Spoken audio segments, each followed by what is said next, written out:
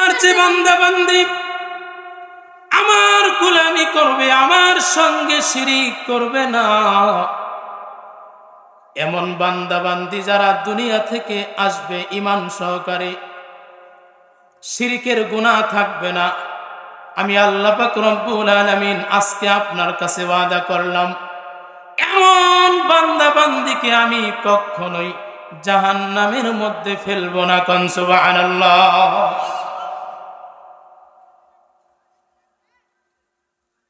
তো আল্লাহর যে মহাব্বত বান্দার প্রতি, এটা মা বাবার চাইতেও কোটি কোটি গুণ বেশি। ইয়াউমা ইয়াফিরুল মারউ মিন আখিহি ওয়া উম্মিহি ওয়া আবিহি ওয়া সাহিবাতিহি ওয়া বানিহি।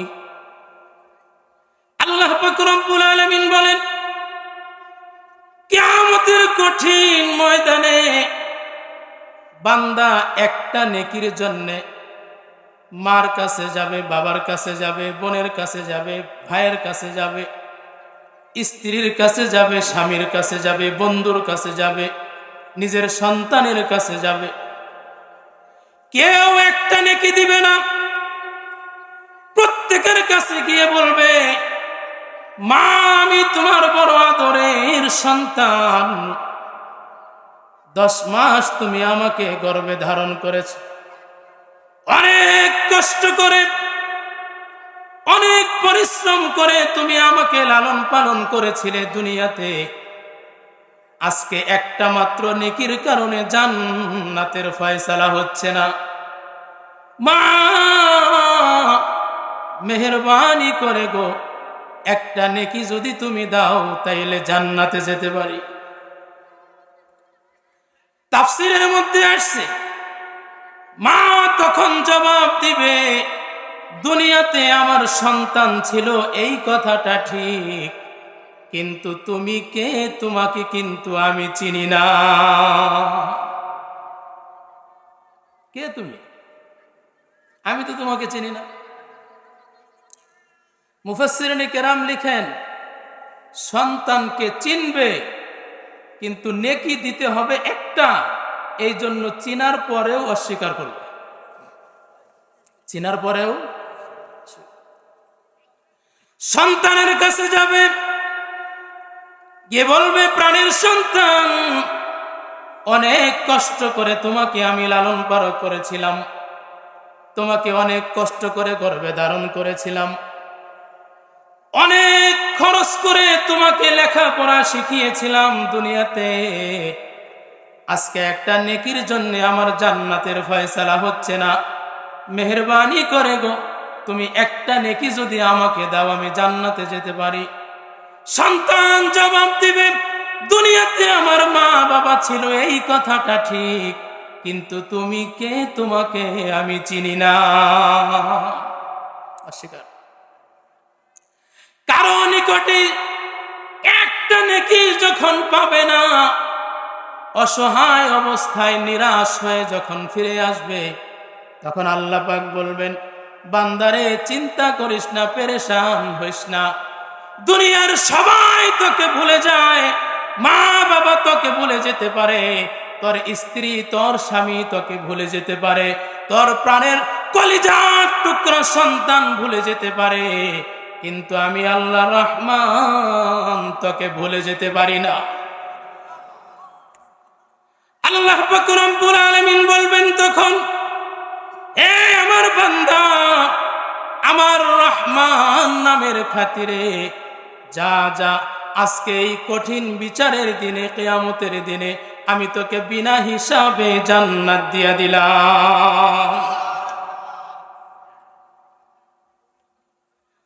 তো মা বাবাও তো ভুলবে, সন্তানও ভুলবে, স্বামী স্ত্রীও ভুলবে, কিন্তু আল্লাহ তো ভুলবে না। বিসমিল্লাহির রহমানির রহিমের মধ্যে রহমান রাহিম এই দুটোটা আল্লাহর গুণবাচক নাম, দুটোটার অর্থই দয়াবান। আমরা যখন বিসমিল্লাহর অর্থ পড়ি, পরম করুণাময় অতিশয় দয়ালু আল্লাহর নামে শুরু করছি। পরম করুণাময় অতিশয় দয়ালু, দুটোটার অর্থ এক, দয়াবান। রহমান অর্থ দয়াবান, রাহিম অর্থ। এর মধ্যে রাহিম যে শব্দটা, এই দয়াটা আল্লাহ পাক দুনিয়ার জন্য ব্যবহার করেন, দুনিয়ার জন্য। এজন্য দুনিয়ার মানুষ, হিন্দু হোক, কাফর হোক, খ্রিস্টান হোক, যেই হোক না কেন, সূর্যের আলো শুধু মুসলমানরা পায়? কাফেররাও তো পায়। আগুন, পানি, মাটি, বাতাস, অক্সিজেন কাফেররাও পাইতেছে। বলে যে এটা রাহিম নামের উসিলায়। কোন নামের উসিলায়? রাহিম। আল্লাহ পাক রব্বুল আলামিন বলেন, কিয়ামতের কঠিন ময়দানে রাহিম নামক দয়াটা আল্লাহ পাক স্টপ করে দিবেন। এজন্য কিয়ামতের কঠিন ময়দানে যারা কাফের, বেঈমান, বেঈমান, যাদের ঈমান থাকবে না, আল্লাহ পাক তাদের উপরে বিন্দু মাত্র দয়া দেখাবেন না। রহমান নামক যে শব্দ, এই দয়ার কারণে আল্লাহ পাক রব্বুল আলামিন কিয়ামতের কঠিন ময়দানে শুধুমাত্র যারা ঈমানদার তাদের উপরে দয়া করবেন। কান সুবহানাল্লাহ। দুনিয়াতেও আমরা মৃত্যু পর্যন্ত যত নিয়ামত আল্লাহর গ্রহণ করতেছি, যত যা কিছু দেখতেছি, সব আল্লাহর নিয়ামত ভোগ করতেছি। মরার পরেও কিয়ামতের মাঠেও আল্লাহ পাকের দয়া নিয়েই আমাদেরকে জান্নাতে যাইতে হবে। ইবাদতের বাহাদুরিতে, আমলের বাহাদুরিতে কেউ জান্নাতে যাইতে পারবে। তাইলে চলেন আমরা সকলে মিলে নামাজ ছেড়ে দিই। কারণ নামাজ দিয়া তো জান্নাতে যাওয়া যাবে না, রোজা দিয়াও জান্নাতে যাওয়া যাবে না। আমাদের দেশের কিছু পীর ফকির আছে, ভণ্ড। এই ভণ্ড পীর ফকিররা বলে, যেহেতু আল্লাহর দয়া ছাড়া জান্নাতে যাওয়া যাবে না, তাইলে নামাজ পড়ে কি হবে? নামাজ বাদ দিয়ে দিলাম। রোজা করে কি হবে? আল্লাহর দয়া ছাড়া তো জান্নাতে যাওয়া যাবে না। কি বলেন? এটা বলে কি বলে না? কি জবাব এটার? আল্লাহ পাক রব্বুল আলামিন দুনিয়াতে আম গাছও দিছেন, কাঁঠাল গাছও দিছেন। আল্লাহর কি এই ক্ষমতা নাই কাঁঠাল গাছে আম দেওয়ার, আম গাছে কাঁঠাল দেওয়ার? আপনাদের বিশ্বাস হয়? বিশ্বাস হয়? আল্লাহর কিন্তু সব ক্ষমতাই আছে, আম গাছে কাঁঠাল দেওয়ার, কাঁঠাল গাছে আম দেওয়ার। আল্লাহর তো বেশি কিছু লাগে না, খালি কুন বললেই হয়। কি বললে হয়? কুন। আল্লাহ বলেন, ইযা আরাদা শাইআন আন ইয়াকুলা লাহু কুন ফায়াকুন।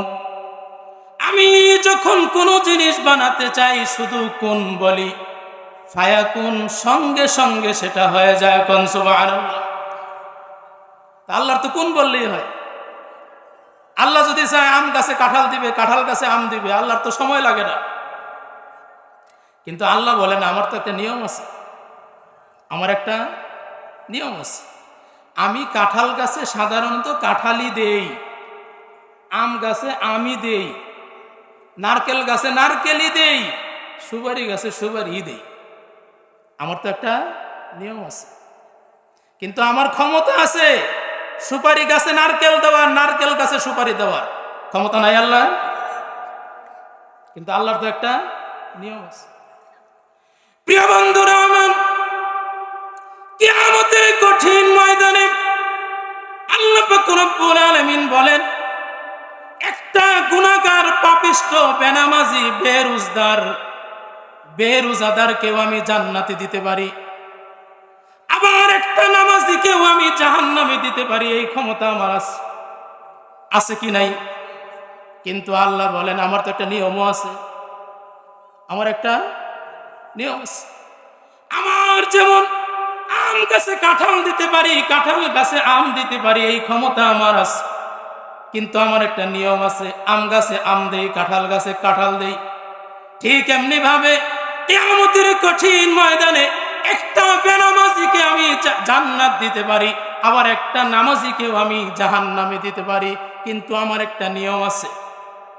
আল্লাহ পাক রব্বুল আলামিন বলেন, দুনিয়াতে যারা নামাজ পড়ে, রোজা করে, হজ করে, যাকাত দেয়, পিতামাতার খেদমত করে, দান সদকা করে, দাওয়াতের কাজ করে, জিহাদের কাজ করে, সাধারণত আমি আল্লাহ পাক রব্বুল আলামিন তাদের জন্যই জান্নাতের ব্যবস্থা রেখেছি।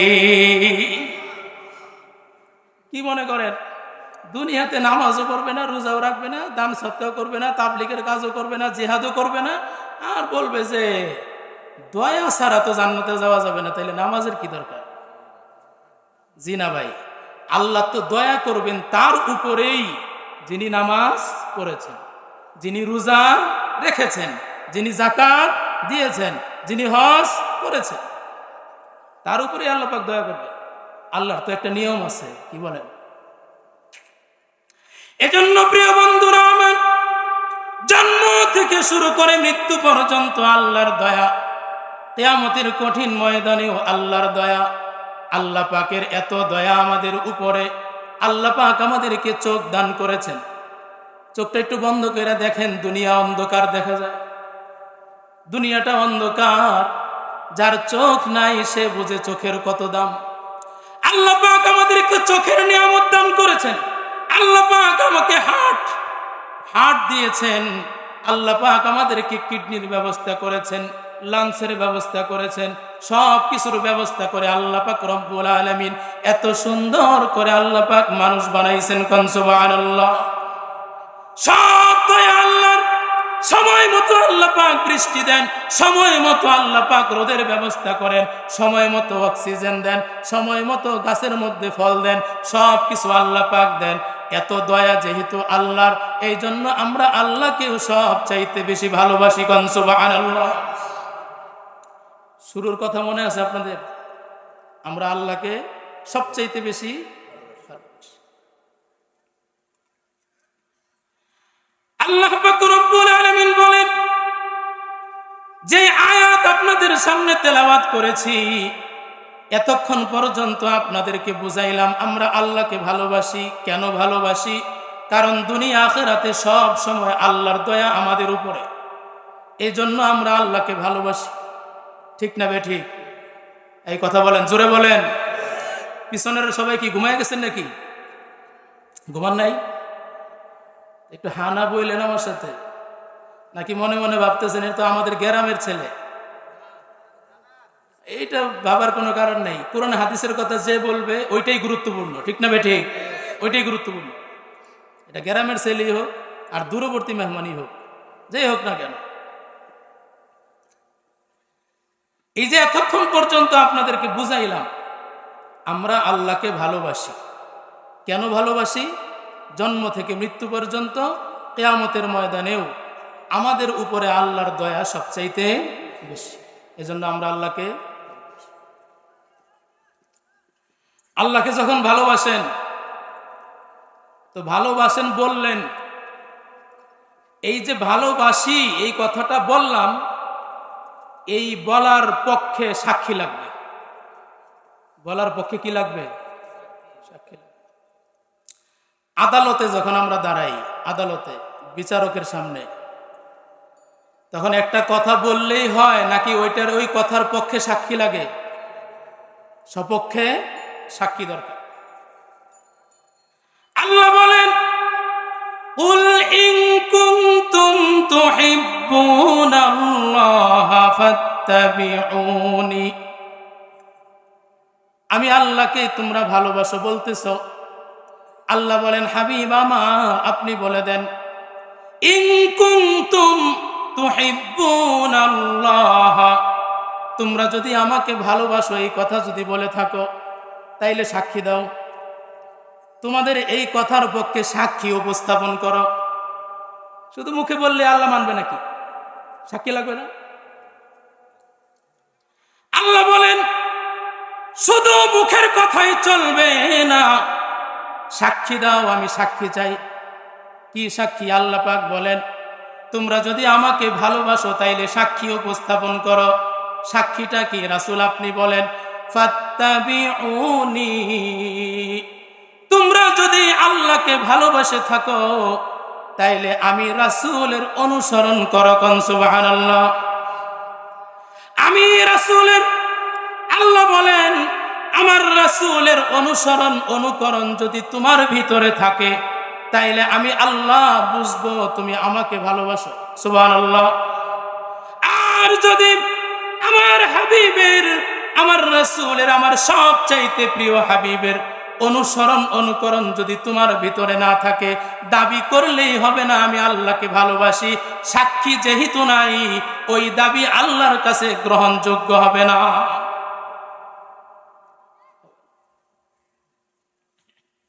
একটা গুরুত্বপূর্ণ কথা,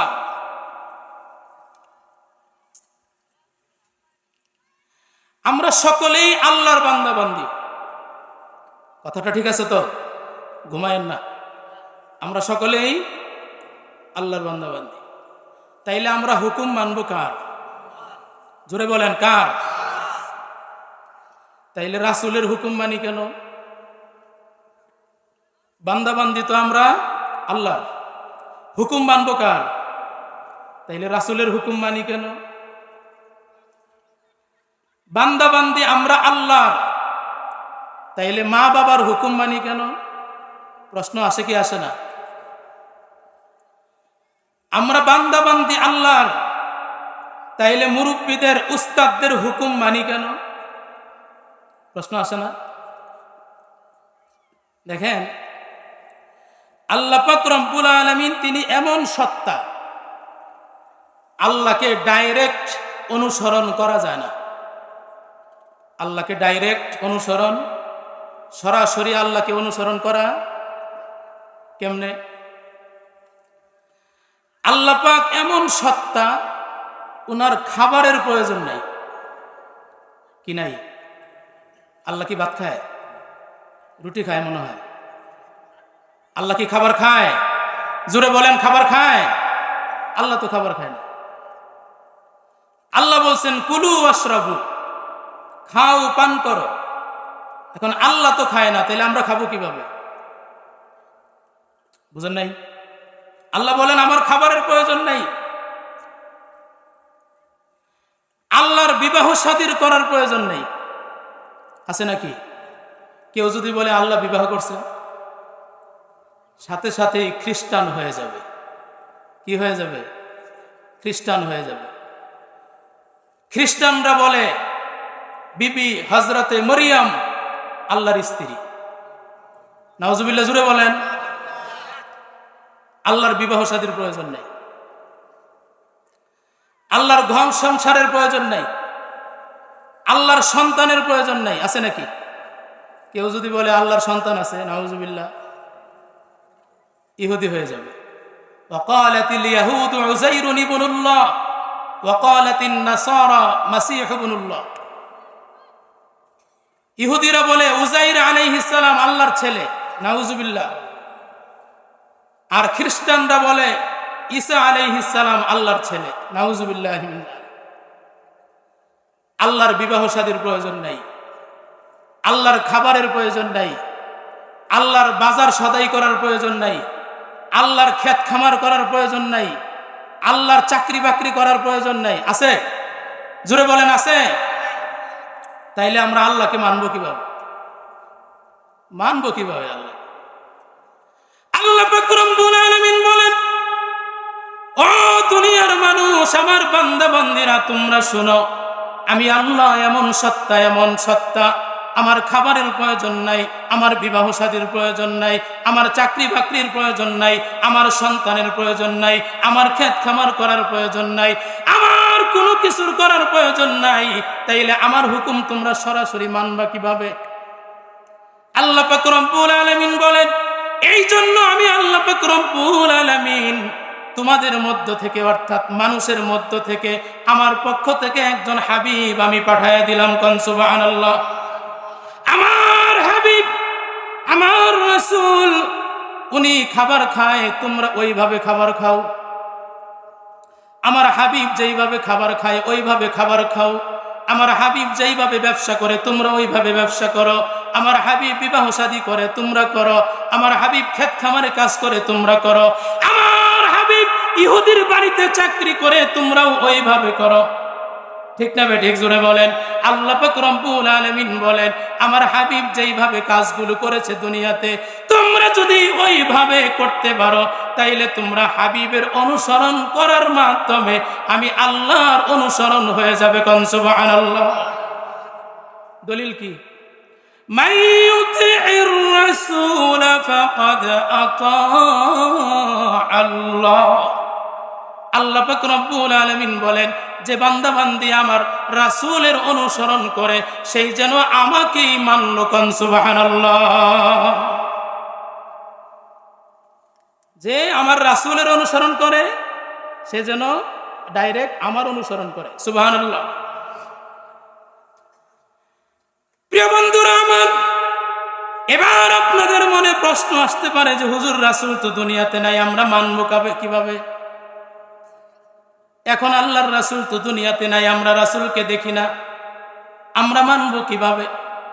আমরা রাসূলকে খাইতে দেখি নাই, আমরা রাসূলকে ঘুমাইতে দেখি নাই, আমরা রাসূলের ব্যবসা বাণিজ্য দেখি নাই, আমরা রাসূলের চাকরি বাকরি দেখি নাই, আমরা রাসূলের ক্ষেত খামারের কাজ দেখি নাই, তাইলে এবার রাসূলের অনুসরণ করব কিভাবে? আল্লাহর রাসূল বলেন, আল উলামা ওয়ারাসাতুল আম্বিয়া। আমি একদিন দুনিয়াতে থাকবো না। ইন্নাকা মাইয়িতুন ওয়া ইন্নাহুম মাইয়িতুন। আমারও মৃত্যু হবে, আমারও একদিন মৃত্যু চলে আসবে। দুনিয়াতে কিয়ামত পর্যন্ত আমি থাকবো না, কিন্তু আমার ওয়ারিস, আমার উত্তরাধিকারী আলেমরা কিয়ামত পর্যন্ত থাকবে। কোন সুবহানাল্লাহ।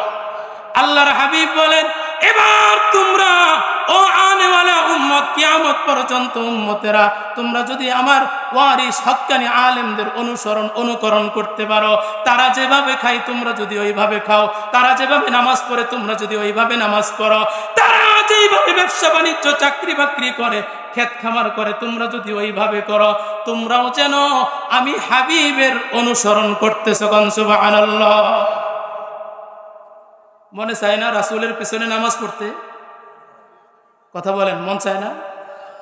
এই যে বন্ধুরা আমার, হজের মৌসুমে যারা মক্কা মদিনায় যায়, মক্কা শরীফের ইমামের পিছনে নামাজ পড়ে, আব্দুর রহমান সুদাইসির পিছনে নামাজ পড়ে, কত মজা যে লাগে এটা বলে শেষ করা যাবে না। কিন্তু মনে বড় আফসোস হয়, আব্দুর রহমান সুদাইসি মক্কার ইমাম, তার পিছনে নামাজ পড়লে যদি এত মজা লাগে, তাইলে সাহাবায়ে কেরাম যখন রাসূলের পিছনে নামাজ পড়তেন না জানি কত মজা লাগতো। এরকম আফসোস লাগে। আমি যখন আব্দুর রহমান সুদাইসির পিছনে নামাজ পড়তাম আমার চোখ দিয়ে পানি চলে আসতো, হায় রে, রাসূল যদি এই মুহূর্তে মক্কা মদিনায় থাকতেন, রাসূলের পিছনে নামাজ পড়তাম না জানি কত মজা লাগতো। প্রিয় বন্ধুরা আমার, আজ পর্যন্ত কিয়ামত পর্যন্ত যত উম্মত দুনিয়াতে আসবে তারাও যদি হক্কানি উলামায়ে কেরামদের পিছনে দাঁড়াইয়া নামাজ পড়ে, আল্লাহর হাবিব বলেন, আমার পিছনে নামাজ পড়লে যে রহমত আর বরকত হতো, তুমি যদি আলেমদের পিছনে দাঁড়াইয়া নামাজ পড়ো তাইলেও তুমি ওই রকম বরকত আর রহমতের ভাগীদার হয়ে যাবে। কোন সুবহানাল্লাহ। তাইলে আল্লাহকে যদি আমরা ভালোবাসি তাইলে ভালোবাসার সাক্ষী দিতে হবে রাসূলের অনুসরণের মাধ্যমে। কার অনুসরণের মাধ্যমে? রাসূলের অনুসরণের মাধ্যমে। এর তিনটা কারণ। এক নাম্বার, আল্লাহর ভালোবাসার সাক্ষী। দুই নাম্বার, আমরা ডাইরেক্ট সরাসরি আল্লাহর হুকুম মানতে পারি না। ওই যে ব্যাখ্যা করে বুঝাইলাম। এজন্য আল্লাহর ডাইরেক্ট হুকুমের অনুসরণ যেহেতু করতে পারি না, এই জন্য রাসূলের অনুসরণের মাধ্যমে আল্লাহর হুকুমগুলি আদায় করতে হবে। এটা হলো 2 নম্বর কারণ। 3 নম্বর কারণ হইল আল্লাহর হুকুম যেগুলি আছে এগুলিকে আমরা ফরজ আর ওয়াজিব বলি। কি বলি? আপনারা কি ঘুমাই গেছেন নাকি? বুঝতেছেন? আলোচনা বুঝতেছেন? আল্লাহর হুকুমকে আমরা কি বলি? ফরজ, ওয়াজিব। আল্লাহর হুকুম হইল ফরজ, আর রাসূল যেগুলি হুকুম করছেন এগুলির নাম কি? সুন্নাহ। এই হুকুমগুলি আল্লাহর ফরজগুলি পালন করার জন্য রাসূলের সুন্নতের বিকল্প নাই। রাসূলের সুন্নত ছাড়া কেউ ফরজ ওয়াজিব পালন করতে পারবে না, এটা সম্ভব না। কেমনে? আপনারা গুড়া ফসল করেন না? কথা বলেন না কেন? গুড়া ফসল করেন না? গুড়া ফসল করলে মরিচ করেন, পেঁয়াজ করেন, রসুন করেন, আদা করেন, অন্যান্য যত গুড়া ফসল করেন, ফসল ক্ষেত করার পরে চতুর্দিক দিয়ে বেড়া দেন তো? বেড়া দেন না? কেন দেন? গরু ছাগল যেন না ঢুকে। কারণ গরু ছাগল যদি ক্ষেতের মধ্যে ঢুকে তাহলে ক্ষেত থাকবে না। আচ্ছা, গুড়া ফসল করার পরে আপনি মনে মনে বলতেছেন যে দরকার নাই, বেড়া দেওয়ার প্রয়োজন নাই। বেড়া কেন দিব? বেড়া তো আমার উদ্দেশ্য না। আমার উদ্দেশ্য হইল গুড়া ফসলটা। আমার উদ্দেশ্য কি? আমার আসল দরকার গুড়া ফসলটা। আমার বেড়া দেওয়ার কি প্রয়োজন? তো বেড়া যদি না দেন গুড়া ফসল যেমন থাকবে না, থাকবে ঠিক এমনি ভাবে গুড়া ফসল ক্ষেতের চতুর্দিকে বেড়া না দিলে যেমন গরু ছাগল ঢুকে ক্ষেত খেয়ে ফেলবে, গুড়া ফসল কিন্তু আপনি ঘরে উঠাতে পারবেন না। ঠিক এমনি ভাবে ফরজ আর ওয়াজিব আমাদের মেন উদ্দেশ্য, আসল, এটা আসল। এই আসলটাকে যদি আমল নামায় তুলতে হয়, আসলটাকে যদি আমল নামায় তুলতে হয় তাইলে সুন্নত দিয়া বেড়া দিতে হবে। কোন সুবহানাল্লাহ। কি দিয়ে বেড়া দিতে হবে? সুন্নত দিয়া বেড়া দিতে হবে। এই সুন্নতের মাধ্যমে ফরজ আর ওয়াজিবের চতুর্দিকে যখন সুন্নত দিয়া বেড়া দিবেন তখন এই ফরজের ক্ষেত, ওয়াজিবের ক্ষেত, নফস শয়তান আর ইবলিস শয়তান, গরু আর ছাগল, নফস শয়তান আর ইবলিস শয়তান, এই শয়তান, 2 শয়তানে ঢুকে আপনার গুড়া ফসল খেতে পারবে না। কোন সুবহানাল্লাহ। আর যদি সুন্নতের বেড়া যদি না থাকে, নফস আর ইবলিস শয়তান, 2 গরু ছাগল, এই 2টা ঢুকে আপনার ফরজ আর ওয়াজিব ছিনতাই করে নিয়ে যাবে। ঠিক না বেঠি? ছিনতাই করে নিয়ে যাবে। এজন্য প্রিয় বন্ধুরা আমার, প্রত্যেকটা ফরজ সুন্নতের মাধ্যমে আদায় করতে হবে।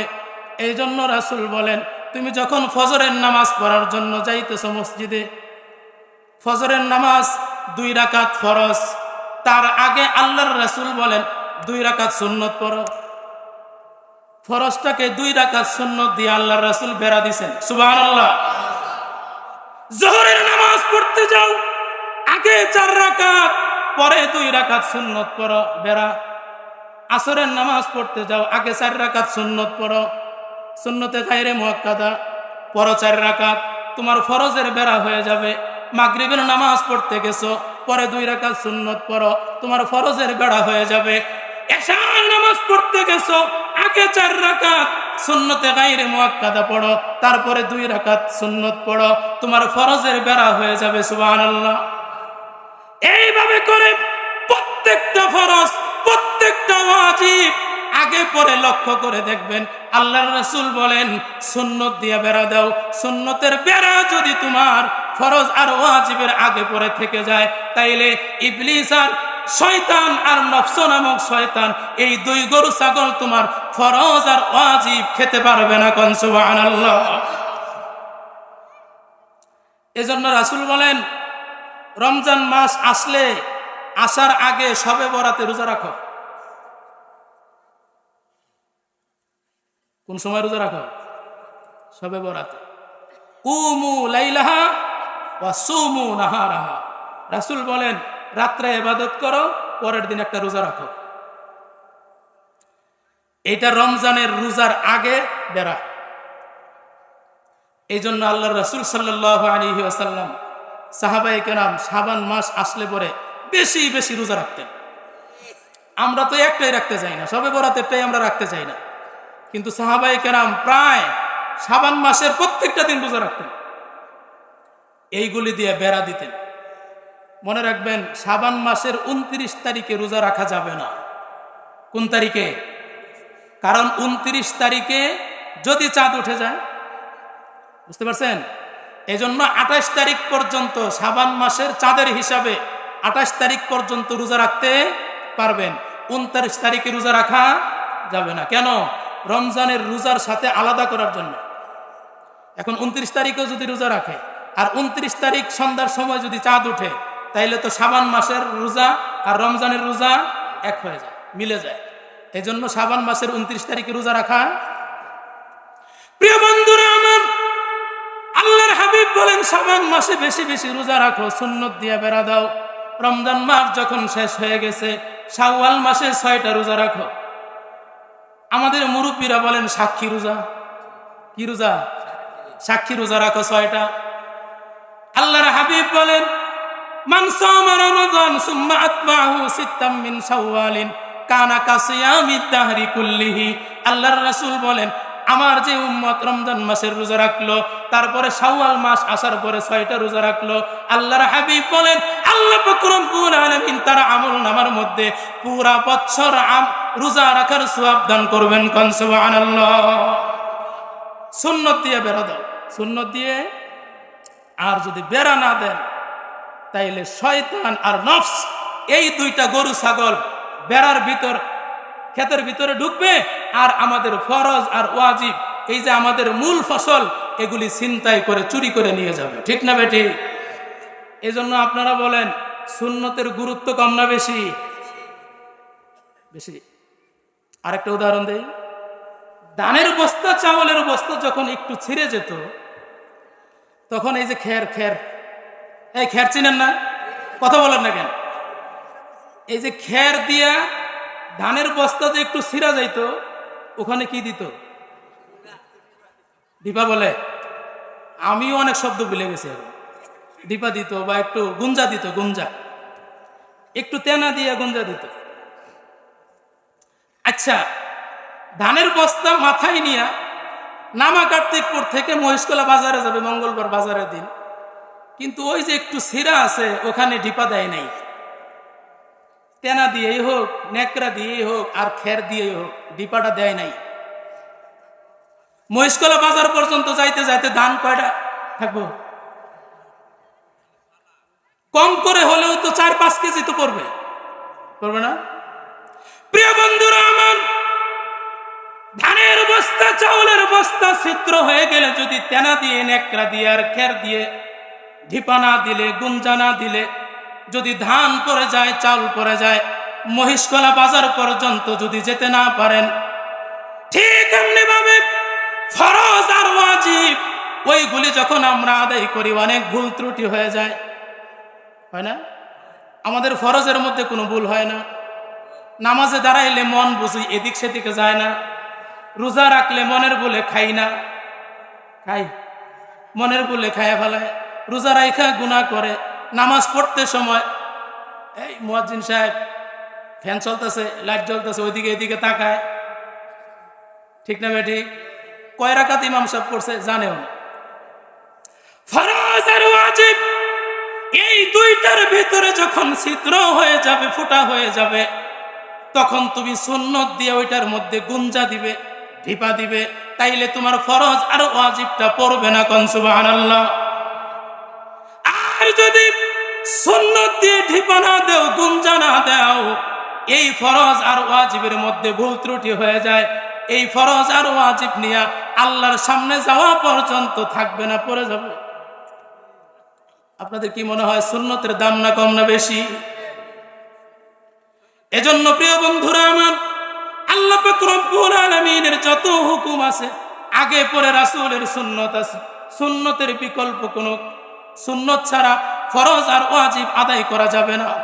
প্রিয় বন্ধুরা আমার, সর্বশেষ কথা বলতে চাই, আল্লাহর রাসূল সাল্লাল্লাহু আলাইহি ওয়াসাল্লাম বলেন, হাদিস যেটা পড়েছিলাম, মান আহাব্বা সুন্নতি ফাকাদ আহাব্বানি ওয়া মান আহাব্বানি কানা মাই ফিল জান্নাহ। আল্লাহর হাবিব সাল্লাল্লাহু আলাইহি ওয়াসাল্লাম বলেন, আমার যে বান্দা, আমার যে উম্মতেরা আমার সুন্নতকে ভালোবাসবে, সে যেন আমাকেই ভালোবাসলো। কিয়ামতের কঠিন ময়দানে আমার ওই উম্মতদেরকে সুপারিশ করে আমার সঙ্গে জান্নাতে নিয়ে যাব। কোন সুবহানাল্লাহ। তারা আমার সঙ্গে পাশাপাশি জান্নাতে থাকবে। কোন সুবহানাল্লাহ। আম্মা জান আয়েশা বলেন, ইয়া রাসূলুল্লাহ, ইয়া হাবিবাল্লাহ, কিয়ামতের কঠিন ময়দানে কোটি কোটি মানুষ, অগণিত অসংখ্য মানুষ, আপনি আপনার উম্মতদেরকে কিভাবে চিনবেন?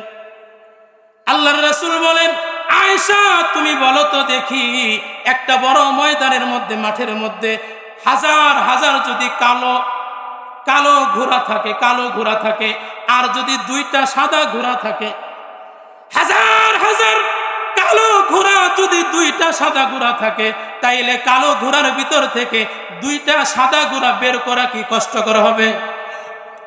আল্লাহর রাসূল বলেন, কিয়ামতের কঠিন ময়দানে হাজারো লক্ষ কোটি মানুষের ভিড়ে আমার যে সমস্ত উম্মতেরা সুন্নত মোতাবেক জীবন যাপন করেছে, তাদের কপালের মধ্যে আল্লাহর দেওয়া নূর চমকাইতে থাকবে। কোন সুবহানাল্লাহ। আমি হাবিব আমার উম্মতদেরকে লক্ষ লক্ষ কোটি কোটি মানুষের ভিতর থেকে টান দিয়া হাতে ধরে ধরে সুপারিশ করে জান্নাতে নিয়ে যাব। কোন সুবহানাল্লাহ। এজন্য প্রিয় বন্ধুরা আমার, যদি আমরা আল্লাহকে ভালোবাসি, তাইলে সাক্ষী হিসাবে রাসূলের অনুসরণ লাগবে। এই অনুসরণটাকেই আরবিতে সুন্নত বলা হয়। কি বলা হয়? সুন্নত বলা হয়। আল্লাহর হুকুম, রাসূলের সুন্নত, দুইটার সমষ্টির নাম হচ্ছে ইবাদত। দুইটার সমষ্টির নাম কি? ইবাদত। আল্লাহ পাক রব্বুল আলামিন আমাদের সকলকে আল্লাহর প্রত্যেকটা হুকুম, ফরজ এবং ওয়াজিব রাসূলের সুন্নত মোতাবেক আমল করার তৌফিক দান করেন। আমিন। ওয়া আখিরু দাওয়ানা আনিল হামদুলিল্লাহি রাব্বিল আলামিন।